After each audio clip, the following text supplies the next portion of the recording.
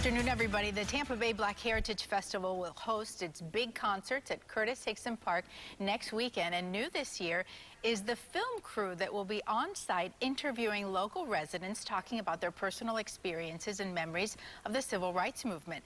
These oral histories will be part of a civil rights exhibition that will be held at the Florida Holocaust Museum in St. Petersburg. This partnership with the Tampa Bay Black Heritage Festival is something that's very new, and joining us with more in our studios is Executive Director Elizabeth Gelman.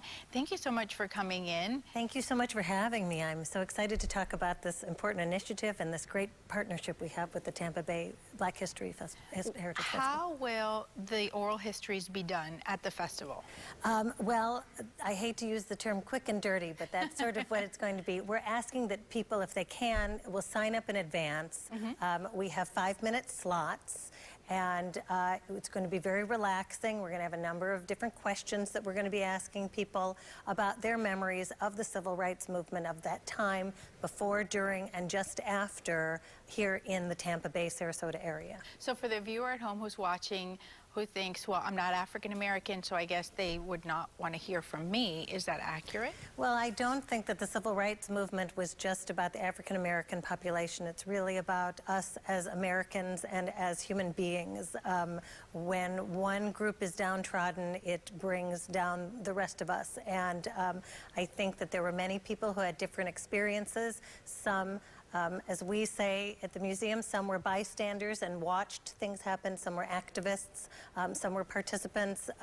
Sadly, some were perpetrators.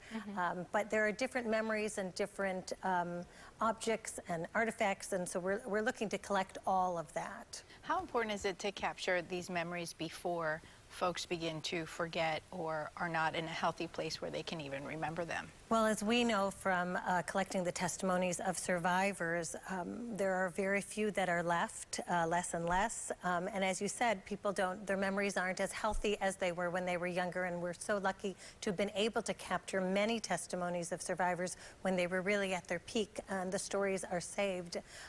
It is the same sort of thing. If you think about what happened, this year will mark the 50th anniversary of the Voter Rights Act.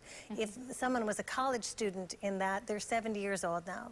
So it's really important to capture those memories, and second-generation memories, too. That's right. Memories that have been passed on. Well, thank you very much for coming in. An important conversation. We will continue. If you would like to learn more about the oral histories, this is going on January the 17th and 18th at the Tampa Bay Black Heritage Music Festival.